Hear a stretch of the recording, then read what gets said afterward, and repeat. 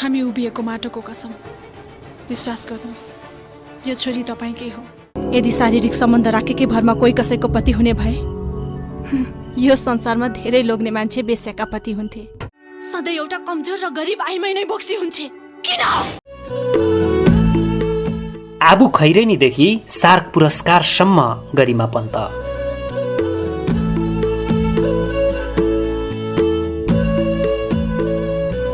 हरेक मानिसले हिँड्ने बाटो एउटै भए पनि मानिस पिच्छे पुग्ने गन्तव्य फरक हुन्छ। कसैको गन्तव्य धेरै टाढा नहुन सक्छ, कसैको गन्तव्य नजिक नहुन सक्छ।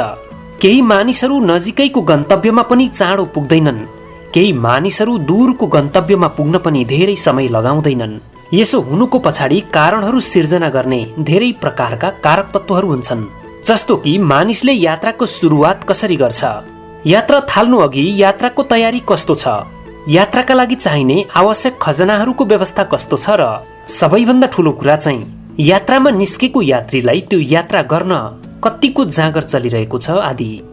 यो सब भूमिका हामी यसकारण बाँधिरहेका छौँ कि हामी यस सामग्रीमा नेपाली चलचित्र उद्योगकै फरक र ऐतिहासिक अभिनेत्री गरिमा पन्तको जीवन कथा प्रस्तुत गर्दैछौँ। यो यात्राको प्रसङ्ग हामीले यसकारण गरिमा पन्तको जीवनसँग जोडेका हौं कि उनी नेपालको तनहुँ जिल्लाको एउटा ग्रामीण बस्तीबाट उठेर सार्क पुरस्कार समेत जित्न सफल भइन्।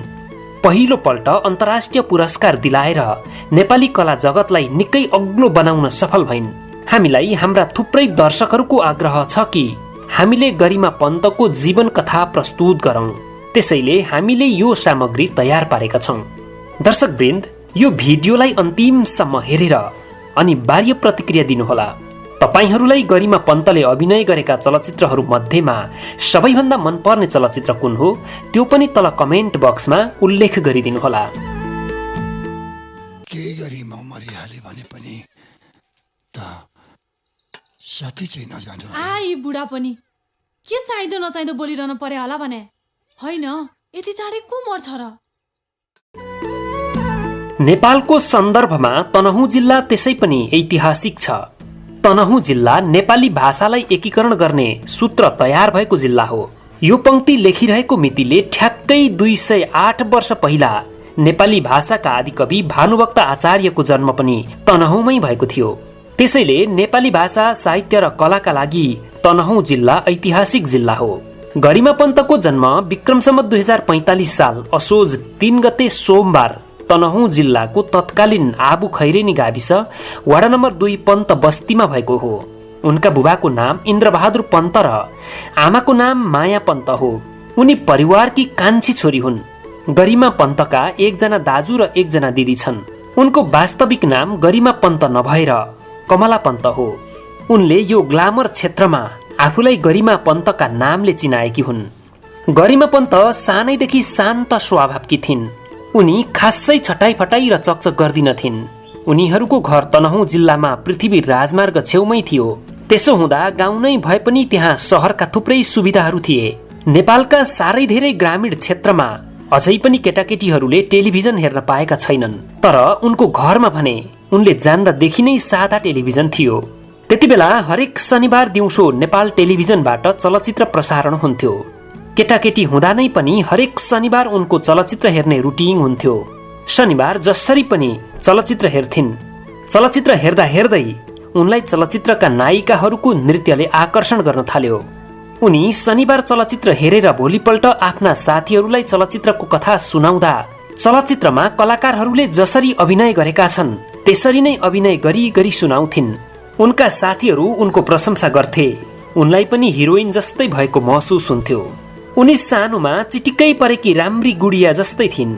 उनकी आमाले उनलाई सधैँ 2 चुल्ठी कपाल बाटेर स्कुल पठाउँथिन्। 2 चुल्ठी बाटेकी सफा सुग्गर गरिमा पुतली जस्तै राम्री देखिन्थिन्। त्यसो हुँदा उनलाई विद्यालयका शिक्षक शिक्षिकाहरूले पुतली भनेर बोलाउँथे। टिभी हेरेर नाच्न पनि जान्ने भएका कारण विद्यालयका विभिन्न क्रियाकलापहरूमा उनलाई उनका शिक्षक शिक्षिकाहरूले अगाडि राखेर नचाउँथे। यसले गर्दा उनमा झन हौसला बढ्दै गयो। सानो छँदा प्राय बालबालिकाहरू डाक्टर, इन्जिनियर बन्ने सपना देख्छन्। तर उनलाई भने नाच्न खुब मनपर्ने भएकाले भविष्यमा गएर नृत्यङ्गना हुन्छु होला जस्तो लाग्थ्यो। अभिनेत्री नै चाहिँ बन्छु भन्ने उनलाई कहिल्यै नलागेको उनी बताउँछिन्। तर उनको नृत्याङ्गना बन्ने इच्छा भने उनकी आमा माया पन्तलाई स्वीकार्य थिएन। यस विषयमा उनकी आमाको समर्थन नभए पनि बुबा भने पूर्ण रूपमा तटस्थ थिए। उनी भन्ने गर्थे, तिमीलाई जे गर्न मन लाग्छ त्यो तिम्रो इच्छा हो, गर, तर राम्ररी गर। उनका दाजु र दिदी भने उनलाई हौसला दिन्थे, सहयोग गर्थे। यसरी गरिमा पन्त कला क्षेत्रमा झन आकर्षण हुँदै गइन्। म अभिनय गर्दा त्यही नै गर्छु। अभिनय भन्दा पनि कसरी अभिनय गर्ने होइन, कसरी अभिनय नगर्ने भन्ने प्रयास गर्छु म। गरिमा पन्तको पढाइको कुरा गर्नुपर्दा उनले साउँ अक्षर चिनेको विद्यालयको नाम हो श्री मित्रता माध्यमिक विद्यालय, आबु खैरेनी 1, आदि मूल तनहुँ। उनले तनहुँबाटै एसएलसी पास गरिन्। एसएलसी सँगै उनको कला क्षेत्र पनि जोडिएर आयो। उनी एसएलसी दिएर बसेकी थिइन्। विज्ञापन बनाउने एउटा समूहले उनलाई आहा चाउचाउको विज्ञापनका लागि प्रस्ताव गर्यो। उनले पहिलो पटक क्यामेरा फेस गरेको पनि सोही विज्ञापनका लागि अभिनय गर्दा हो। उनले त्यसपछि केही अरू पनि विज्ञापनहरूमा काम गरिन्। एसएलसीको नतिजा आएपछि भने उनी पढ्नका लागि काठमाडौँ जाने भइन्। काठमाडौँमा उनले पढाइ सुरु गरिन्। सँगै केही विज्ञापनहरूमा पनि काम गर्दै थिइन्। त्यही विज्ञापन बनाउने समूहले टेलिभिजनको लागि धारावाहिक बनाउने भएछ। सो धारावाहिकका लागि पनि उक्त समूहले उनलाई प्रस्ताव राख्यो। उनले घरमा उक्त प्रस्तावको बारेमा सल्लाह गरिन्। घरबाट उही पहिला जसरी नै प्रतिक्रिया आयो। आमाको प्रतिक्रिया थियो, अहिले नगर, गर्नु परे पनि पढाइ सकेर गर। बुबाको प्रतिक्रिया थियो, तिमीलाई जे ठिक लाग्छ गर, तिमी प्रति मलाई विश्वास छ। दाजु र दिदीको भने पढ्दै भए पनि अभिनय गर आदि। उनलाई पनि रहर थियो अभिनय गर्ने। उनले पहिलोपल्ट चाहना मनको धारावाहिकमा अभिनय गरिन्। उक्त धारावाहिकमा उनको अभिनयले राम्रै प्रशंसा पायो। त्यसपछि अर्को नलेखिएको साइनो धारावाहिकमा काम गर्ने अवसर जुर्यो। त्यो पनि दर्शकहरूले ठिकै मन पराए। अपराजिता धारावाहिकमा पनि उनको भूमिका राम्रै माने दर्शकहरूले। त्यसपछि उनले सिन्दूर नामक धारावाहिकमा काम गरिन्। सिन्दूरबाट भने उनको लोकप्रियता निकै व्यापक भयो। नेपाल टेलिभिजनबाट प्रसारण हुने उक्त धारावाहिकले त्यो बेला राम्रै चर्चा पाएको थियो भने उक्त धारावाहिकमा उनको भूमिकालाई खूब मन पराइएको थियो। सिन्दूर धारावाहिकमा उनले गरेको अभिनयले दर्शकहरूको मात्रै मन जितेन, ठूलो पर्दाका चलचित्रका निर्माता निर्देशकको पनि मन तान्यो। हुन त कला क्षेत्रको कुरा गर्दा गरिमा पन्त भन्छिन्, मैले चाहना मनको धारावाहिकमा काम गरेपछि पछाडि फर्केर हेरेकी छैन। हुन पनि उनको यात्रा त्यस्तै देखिन्छ। विक्रम सम्वत 2062 सालमा गरिमा पन्तलाई नेपाली चलचित्रका त्यति बेलाका सुपरस्टार निखिल उप्रेतीको नाममा बनेको निखिल दाई चलचित्रका लागि प्रस्ताव आयो। चलचित्रका निर्देशक थिए कृष्ण चापागाई। गरिमा पन्तले पहिलो चलचित्र नै त्यो बेलाका सर्वाधिक चलेका सुपरस्टार निखिल उप्रेतीकी प्रेमिका भएर खेल्ने अवसर पाइन्। निखिल दाई चलचित्रमा वसुन्धरा भुसाल, राजेश हमाल, दिलीप रायमाझी, निखिल उप्रेती, रेखा थापा, दिनेश शर्मा, जयकिशन बस्नेत आदि जस्ता नेपाली सिने क्षेत्रका कहलिएका कलाकारहरूसँग काम गर्ने मौका पाइन्। तर तपाईँ चाहिँ अङ्ग प्रदर्शनमा कन्जुसियाइ गर्नुहुन्छ अरे, त्यसैले तपाईँ पछाडि परिरहनु भएको छ। त्यो भन्छ नि गरिमाजी तपाईँलाई।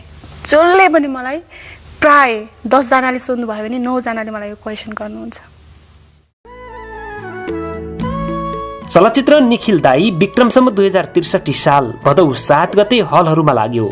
चलचित्र सुपरहिट भयो। चलचित्रले हलहरूमा सफलतापूर्वक 51 दिन मनायो। हुन त उक्त चलचित्रमा गरिमा पन्त त्यस्तो निर्णायक भूमिकामा छैनन्, तर पनि एउटा चलचित्र सफल हुनमा त्यो चलचित्रमा काम गर्ने प्रत्येक कलाकारहरूको उत्तिकै भूमिका रहन्छ। उक्त चलचित्रमा उनले गरेको कामको र उनको अभिनयको पनि राम्रो प्रशंसा भयो। निखिल दाई चलचित्रपछि उनले अर्को चलचित्रमा काम गरिन्, भाग्य विधाता।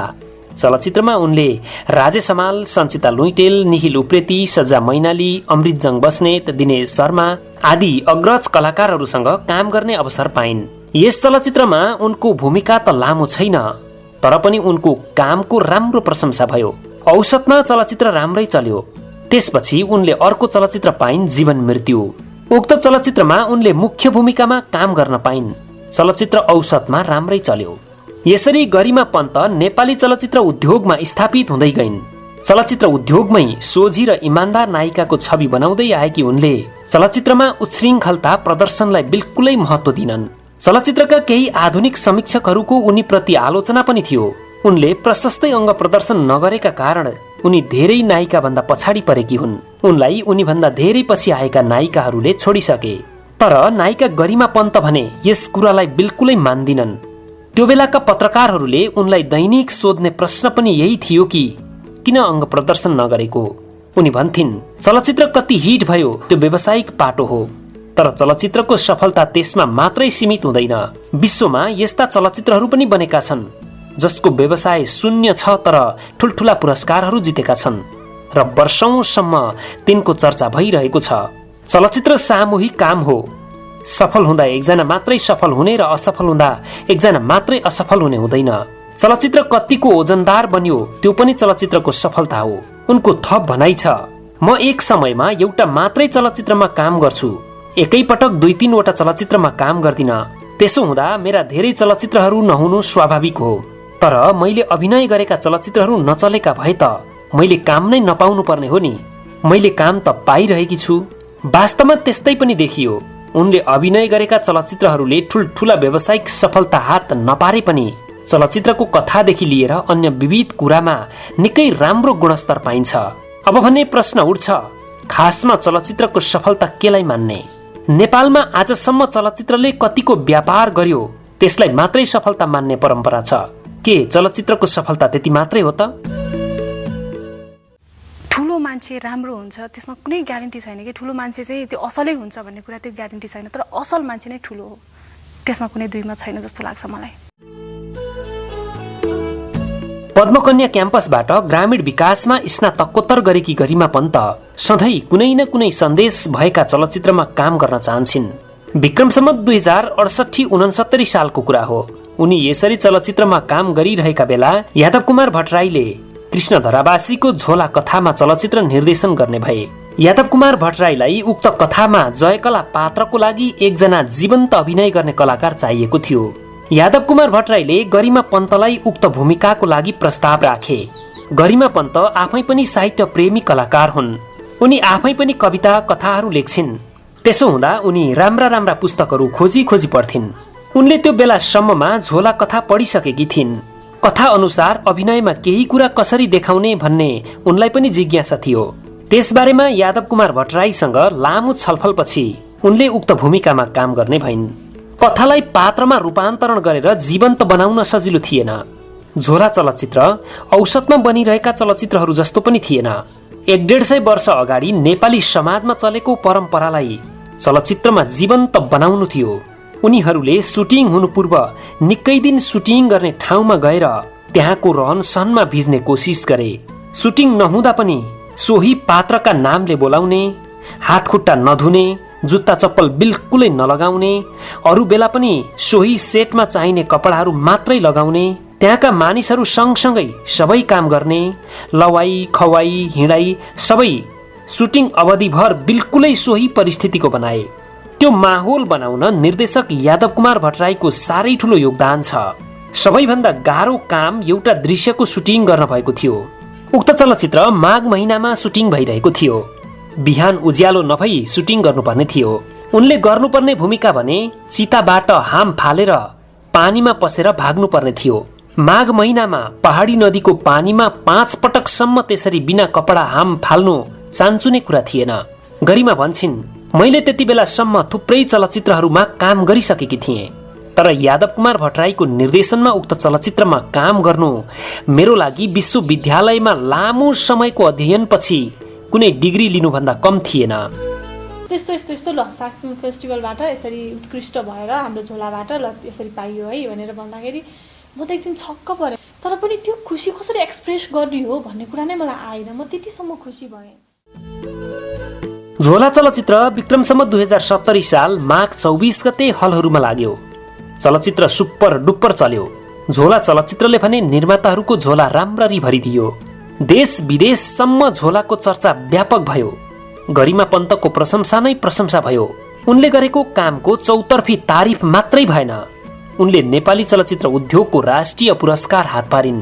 त्यति मात्रै होइन, गरिमा पन्त उक्त चलचित्रबाट सार्क राष्ट्रकै उत्कृष्ट अभिनेत्री घोषणा हुँदै नेपाली चलचित्रको इतिहासमै पहिलो पटक अन्तर्राष्ट्रिय पुरस्कार हात पार्न सफल भइन्। सार्क पुरस्कार पाइसकेपछि नेपालका तत्कालीन राष्ट्रपति रामवरण यादवले उनलाई राष्ट्रपति कार्यालयमै बोलाएर सम्मान गरे।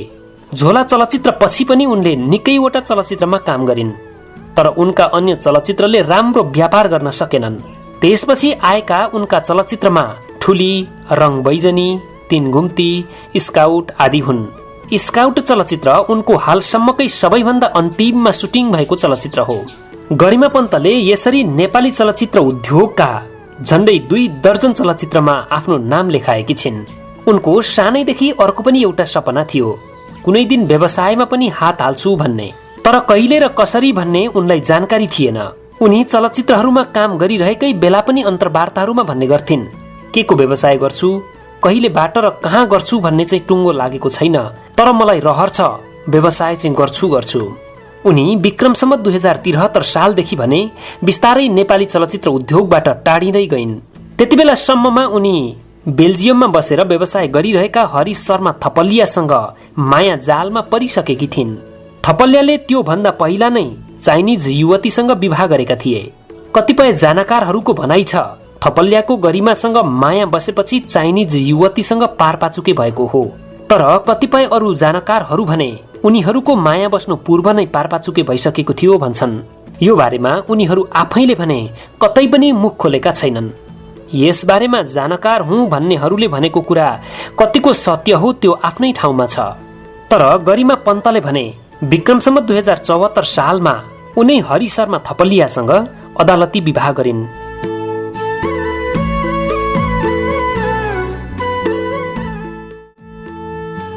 गरिमा पन्तले आफ्नो व्यवसाय बन्ने सपना पनि बेल्जियममै पूरा गरिन्।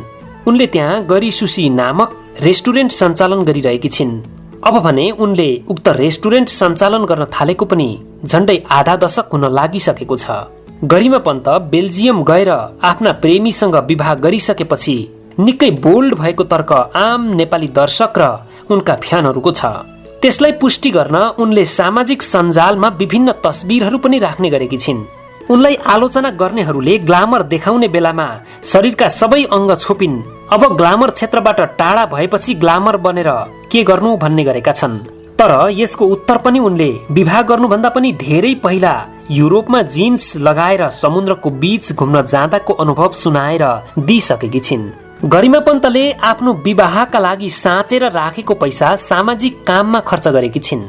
उनीहरूले ठूलो तामझाम देखाएर विवाह गरेनन्, बरु त्यसको साटो उनले आफूले अध्ययन गरेको श्री मित्रता माध्यमिक विद्यालय आबु खैरेनी र उनको जन्म ठाउँ तत्कालीन आबु खैरेनी गाविस वडा नम्बर 2 मा रहेको मर्स्याङ्दी सामुदायिक विद्या मन्दिर निमाविलाई आधा आधा हुने गरी आफ्ना स्वर्गीय बुबा इन्द्रबहादुर पन्त र आमा माया पन्तका नाममा गरिब तथा जेहेन्दार विद्यार्थी सहायता कोष स्थापना गरेर 7 लाख रुपैयाँ हस्तान्तरण गरेकी छिन्।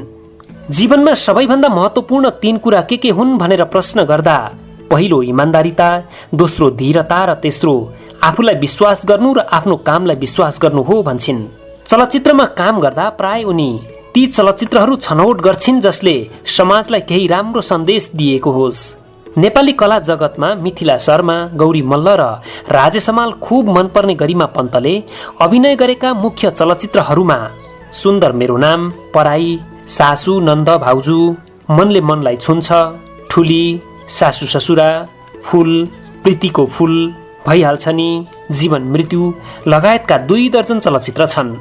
हुन त व्यावसायिक हिसाबले हेर्ने हो भने गरिमा पन्तका चलचित्र औसतमै चलेको देखिन्छ, तर उपलब्धिका हिसाबले हेर्ने हो भने गरिमा पन्तले चुमेको सफलता चुम्न नेपाली चलचित्र उद्योगमा अब आउने नायिकाहरूका लागि निकै ठूलो चुनौती हुनेछ। उनले भारतीय चलचित्र उद्योगको त्यति ठूलो बजारलाई पछि पार्दै श्रीलङ्कामा सन् 2014 मा जुन पुरस्कार हात पारिन् त्यो गरिमा पन्तको मात्रै उपलब्धि होइन, सिङ्गो नेपाली चलचित्र उद्योग र सिङ्गो नेपालकै उपलब्धि हो। कसरी यति जीवन्त अभिनय गर्नुहुन्छ भनेर प्रश्न गर्दा म अभिनय गर्दिन, अभिनय गर्दा नाटकीय देखिन्छ, त्यसैले म साँच्चै गर्ने कोसिस गर्छु भन्ने गरिमाको कलाप्रतिको यो अन्दाज र डुबाईलाई सलाम गर्न मन लाग्छ। यतिको बौद्धिक, यतिको शालीन कलाकारलाई आफ्नै देशमा टिकाउन नसक्नु हामी नेपालीहरूको ठूलो दोष हुन सक्छ। हामी चाहन्छौं गरिमा पन्तले फेरि पनि नेपाली चलचित्रमा आफ्नो परिपक्व कला प्रस्तुत गरून्। सृष्टिलाई निरन्तरता दिन लागिरहेकी गरिमा पन्तलाई सन्तान सुखको हार्दिक हार्दिक शुभकामना।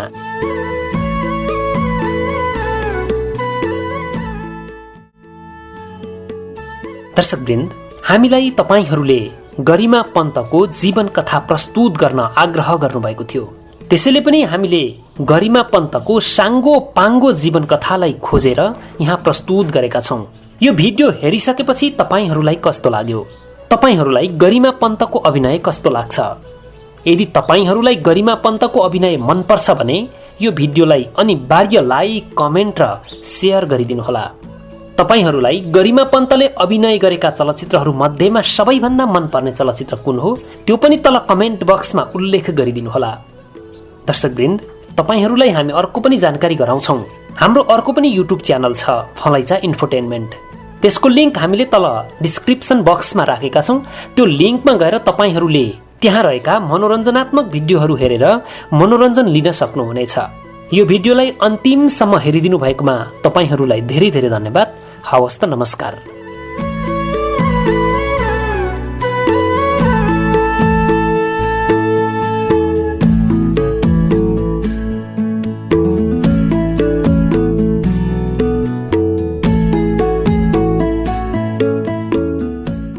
शब्दहरूको जादुमा मनोरञ्जनको सङ्गम, फलैचा इन्टरटेनमेन्ट।